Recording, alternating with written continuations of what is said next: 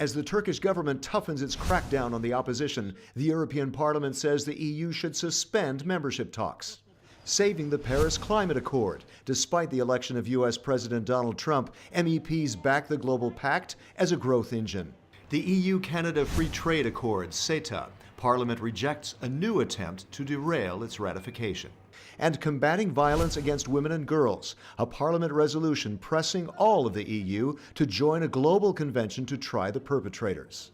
Hello and welcome to our roundup of the European Parliament's latest plenary session here in Strasbourg. We begin with an extraordinary press conference in which EPP Group Chairman Manfred Weber announced the group will present its candidate for the top job of the European Parliament.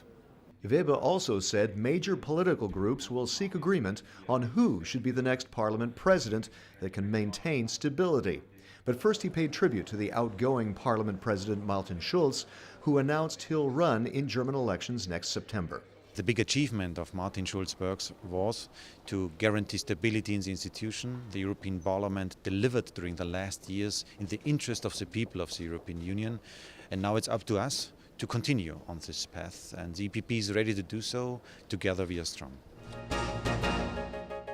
Now to Turkey, where the government there has rounded up tens of thousands of opponents after a coup attempt. Parliament approved a resolution that calls for a temporary freeze on Turkey's accession talks with the EU, unless the government of President Recep Erdogan respects rule of law and halts the crackdown. The purge after the attempted coup in July has expanded to more than 100,000 fired and at least 37,000 people detained, including politicians, academics, and journalists. Weber says because of the crackdown, Europe needs to freeze EU accession talks with Turkey, that business as usual would undermine the pro-democratic opposition in Turkey.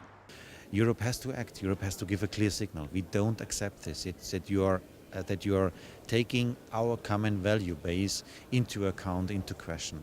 And this means for us very concretely we have to suspend, we have to freeze the current negotiation talks with Turkey. With a country which is currently in such a situation, we cannot talk about an enlargement process. Next, the Paris Climate Accord. Uncertainty reigns after the election of Donald Trump as the next U.S. president. The European Parliament is sending a signal that no matter what happens in Washington, the EU will still actively back the agreement to slash greenhouse gases.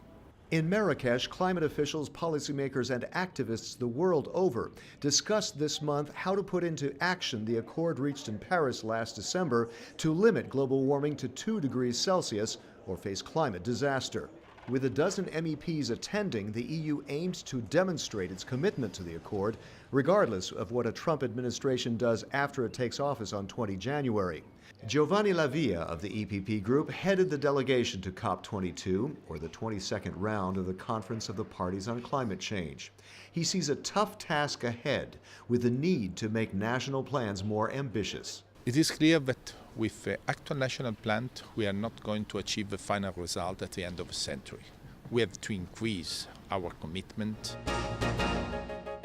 We shift to another international accord, the EU-Canada trade agreement called CETA. Once again, an effort to scrap it, this time by getting the European Court to rule on whether it complies with European law. Parliament rejected the motion that would have asked the European Court for a binding opinion. The question for the court, whether the comprehensive economic and trade agreement with Canada is in line with the right of governments to regulate on health, safety, or the environment. Last June, Parliament's own legal service found no contradiction. Artis Pabriks is the EPP Group's spokesman on trade. European Union, if we want to survive, if we want really to embrace the change and guarantee some kind of development and jobs and prosperity for our people, we should embrace this change with active policy. We should ratify CETA, and moreover, we should go very fast forward with the next trade agreements with countries like Japan, Vietnam, because that region is also waiting for this. So CETA is some kind of a door. If we open this door, then there is a chance that European Union can get a second breath. Finally, the World Day to Eliminate Violence Against Women takes place this week. 16 years after a UN resolution calling for action to do that, the abuses continue across the world and government action is lacking. MEPs want to re-energize that effort. Parliament approved a resolution calling on all EU member states to ratify the so-called Istanbul Convention. It is the first legally binding instrument to combat violence against women. Only half the EU member states have ratified it so far. Anna Maria Corazza-Bildt is the EPP Group's vice coordinator on women's rights and gender equality. Well, it's time that we recognize that violence against women is not a private issue. It is a crime, and it's widespread in the European Union. So the EPP Group is driving a line of zero-tolerance policy against impunity. And we have to join forces in all the member states, cross-political groups, to build a culture of respect, of dignity of women and girls, and to combat the stereotypes at home, in public spaces, and more in the social media.